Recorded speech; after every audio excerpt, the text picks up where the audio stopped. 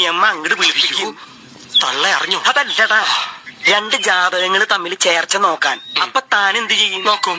നോക്കണ്ടേ? നോക്കണോ? നോക്കണം. നോക്കാം. പക്ഷെ എങ്ങനെ നോക്കിയാലും ജാതകങ്ങൾ തമ്മിൽ ചേരാൻ പാടില്ല. അതിപ്പോ നോക്കിയാലല്ലേ പറയാൻ പറ്റൂ? നോക്കാണ്ട് തന്നെ പറയണം ചേരില്ലാന്ന്. എനിക്ക് പിന്നെ നോക്കാണ്ടിരുന്നാ പോരെ? അതല്ലടോ, നോക്കിയിട്ട് നിങ്ങളുടെ ഇങ്ങനെ ഒരു പരിപാടി, ബുധ ശുക്രന്റെ ഉള്ളിക്കറി, ശുക്രൻ ചൊവ്വയുടെ ഉള്ളിക്കറി, വ്യാഴം വെള്ളി ശനി ഞായർ, ഇതൊക്കെ വെച്ചിട്ട് ഈ രണ്ട് ജാതകങ്ങൾ ചേരില്ലാന്ന് താൻ ഒരു കള്ളം പറയണം. കള്ളം പറയാനോ? ഞാനോ? കുടുംബി കുമ്പടി കുമ്പടി, നിനക്ക് കള്ളം പറയാൻ ബുദ്ധിമുട്ടുണ്ട് എന്റെ മോന്. അസ്പ്രസ്ഥാന ഹൃദസ്തന്തിയും പ്രവൃത്തിന്മുഖരെ നുണയന്തിയും എന്നൊരു ശ്ലോകമുണ്ട്. പ്രവർത്തിക്ക് നിരക്കാത്ത നുണ പറയാൻ പാടില്ല എന്ന് സാരം. ഈ മുഫ്താൻ അങ്ങനെ കേട്ടി തന്നാലുണ്ടല്ലോ, അടുത്ത ഗുരുവായൂർ ഏകാദശിക്ക് പിന്നെ ഞാൻ ഈ കാലെടുക്കുള്ളൂ. അപ്പം മതിയുടെ എനിക്ക് ഈ കാല്. ഞാൻ വീട്ടില് സത്യമായിട്ട് ഞാൻ വീട്ടിലാണേ. എന്നാ മിക്സി ഓൺ ചെയ്താ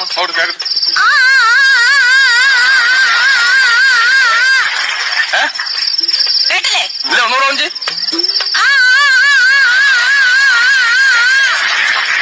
ആ ശരി ശരി, നീ അവിടെ ഉണ്ടോ ഇല്ലെന്ന് അറിയാൻ വേണ്ടി വിളിച്ചതാണ്. ഓക്കെ ശരി എന്നാ, അപ്പൊ വെച്ചോ. ഇല്ലില്ല ചേട്ടാ, എപ്പോഴും ഇങ്ങനെ ശവപ്പറമ്പിൽ കിടന്നാ മതിയോ? ഇടയ്ക്കൊക്കെ വീട്ടിൽ വന്നത് കിടക്കണ്ടേ? അവിടെ വന്നാലും നീ ശവം തന്നല്ലോ.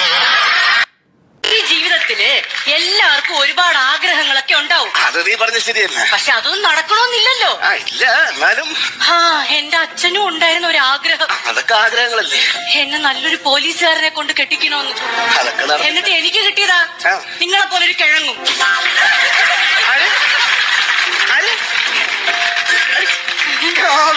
രാവിലെ തമാശ കിഴങ്ങൊന്നോ എന്തോന്ന് കഴിച്ചല്ലേ പൊന്നു? അപ്പവും മുട്ടക്കറി. എത്ര അപ്പം കഴിച്ചു? 4 അപ്പം. എത്ര മുട്ട കഴിച്ചു? 2. ഇതൊക്കെ സമ്പാദിച്ചുകൊണ്ട് വരുന്ന ആരാണ്? നിങ്ങൾ. പോലീസുകാരനാണോ? എന്റെ പോലീസുകാരൻ പറ്റിയാണോ?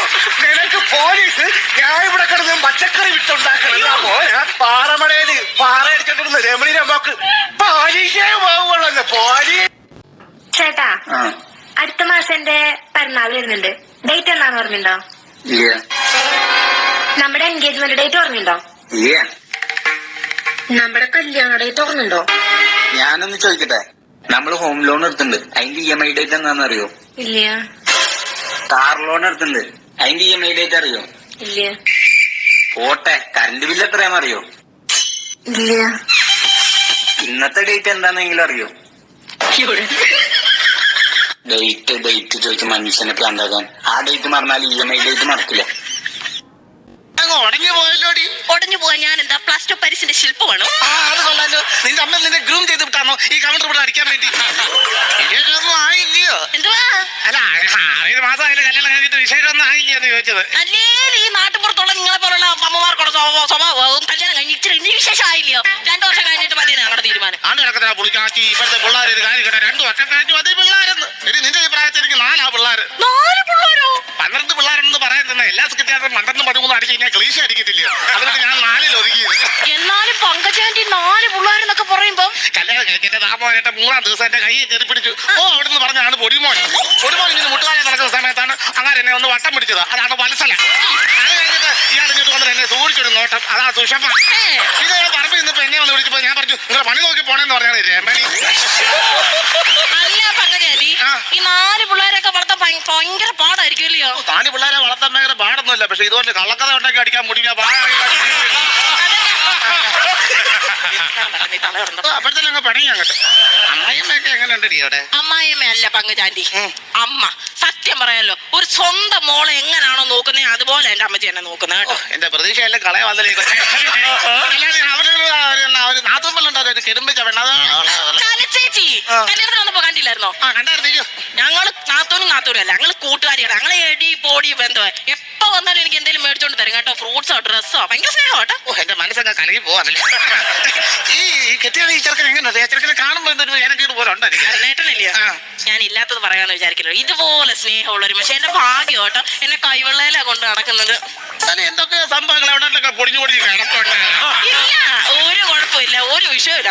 ഈ പുതുമയൊക്കെ പുതുമൊടിയൊക്കെ എന്തൊക്കെ ചെറിയ വിഷയം. എന്റെ പങ്കജാന്റി ഒരു വിഷയമില്ല. സന്തുഷ്ട കുടുംബം, സന്തോഷ കുടുംബമാണ്. എന്തെങ്കിലും വിഷയം ഉണ്ടാക്കി ഒരു കണ്ടന്റ് ഇല്ലാതെ നോക്കി നടക്കുവാണ്. എന്റെ അമ്മയുടെ കൂട്ടുകാരി ആ പ്രായത്തിൽ മൂത്താന്നൊന്നും ഞാൻ നോക്കത്തില്ല, പറഞ്ഞേക്കാം. കൈ കൊണ്ട് കാര്യം പറഞ്ഞു കേട്ടോ, എനിക്ക് ഇഷ്ടമല്ല. എന്താ കൂട്ടിഷ്ടമാണ് എനിക്ക് കുശുമ്പാണ്. പ്രായത്തിൽ മൂത്താന്നൊക്കത്തില്ല, ഞാൻ ആട്ടി ഞാനങ്ങ് വീട്. ഞാൻ തൊട്ട് നോക്കട്ടെ. ഊഞ്ഞാലാന്നോ ഓലക്കാന്നൊന്നും ഞാൻ നോക്കത്തില്ല. ചുമ്മാ കേറി വന്നിട്ട് ഏറ്റവും അല്ല നിങ്ങളെ ഏഷൻ തള്ളേനെ വിളിക്കുന്നത് കേട്ടോ.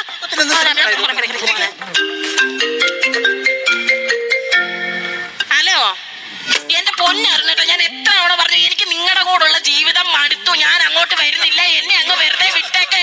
ലിമിയല്ലോ ചിക്കിളിക്കടി ചട്ടീരെ, ചില്ലി ചക്കിരി ചട്ടിയെ, ചില്ലി ചട്ടി ചാട്ടി കെട്ടിയോളെ. എനിക്കറിയാം എന്തോ സംഭവമില്ല. നീ ഇവിടെ ആരോടും പറയല്ല ആന്റി, പ്ലീസ് ആന്റി. ആന്റി ആരോടും പറഞ്ഞിട്ട് എന്താ വിഷയം എന്ന് പറയാം. എനിക്കത് കേൾക്കാൻ അങ്ങ് കൊതി. എന്റെ കർമ്മവടക്കിലൊന്ന് തിളക്കി അരുണേട്ടൻ എന്നെ വിഷ് ചെയ്തില്ല. എടി ഞാനൊരു കാര്യം ചോദിക്കട്ടെ. ഓ ചോദിച്ചോ. ഒരാള് വെറുതെ ഇരുന്നപ്പോ അയാൾക്ക് ബോറടിച്ചു എന്ന് വിചാരിക്കുക. അങ്ങനെ ബോറടിച്ചപ്പോ അയാള് വേറെ ഒരാളെ വിളിച്ചു എന്ന് വിചാരിക്കുക. ആ ഫോൺ എടുത്ത ആളൊരു മന്ദബുദ്ധിയാണെന്ന് വിചാരിക്കുക. ആ ബോറടിച്ചിരുന്ന ആള് പറയുന്നതെല്ലാം ആ മന്ദബുദ്ധി കേട്ടുകൊണ്ടേ ഇരിക്കുന്നു എന്ന് വിചാരിക്കുക. ആ ഫോൺ ചെയ്ത് സംസാരിച്ചുകൊണ്ടിരുന്ന ആള് പെട്ടെന്ന് മിണ്ടാതിരുന്നാല് ആ മന്ദബുദ്ധി എന്തായിരിക്കും ചെയ്യാ? ഹലോ ഹലോ പറയും. എന്താ പറയും? Hello hello. അപ്പോ എന്റെ ചോദ്യം എന്താന്ന് വെച്ചാൽ, ഹലോ ഹലോ ഹലോ ഹലോ. എനിക്ക് മോഹൻലാലിനെ വളരെ വളരെ ഇഷ്ടമാണ്. അതുകൊണ്ട് ഞാൻ മോഹൻലാലിന്റെ ഒരു പാട്ട് ഉണ്ടാക്കി. ഈ പാട്ട് മോഹൻലാലിനും എല്ലാവർക്കും വേണ്ടി ഡെഡിക്കേറ്റ് ചെയ്യണം. മോഹൻലാലെ കണ്ടു ഞാൻ കൊച്ചിയിൽ, പുഞ്ചിരിച്ച മുഖത്തോടെ എന്നെ നോക്കി. മോഹൻലാലെ കണ്ടു ഞാൻ കൊച്ചിയിൽ, പുഞ്ചിരിച്ച മുഖത്തോടെ എന്നെ നോക്കി. സുന്ദരനാണവൻ, കലാകാരനാണവൻ, അവന്റെ പടം കാണും ഞാൻ എന്നുമെന്നും, അവന്റെ പടം കാണും ഞാൻ എന്നുമെന്നും. മോഹൻലാലെ കണ്ടു ഞാൻ ടിവിയിൽ, പുഞ്ചിരിച്ച മുഖത്തോടെ എന്നെ നോക്കി. മോഹൻലാലെ കണ്ടു ഞാൻ ടിവിയിൽ, പുഞ്ചിരിച്ച മുഖത്തോടെ എന്നെ നോക്കി. വെളുത്തതാണവൻ, മീശയുള്ളതാണവൻ, അവന്റെ സിനിമ കാണും ഞാൻ എന്നുമെന്നും, അവന്റെ സിനിമ കാണും ഞാൻ എന്നുമെന്നും. ലാല ലാല ലാല ലാല ലാല ലാല ലാല ലാല ലാല ലാല. ഓഹോ ഹോ ഹോ ഹോ ഓഹോ ഹോ ഓഹോ ഹോ ഓഹോ ഹോ.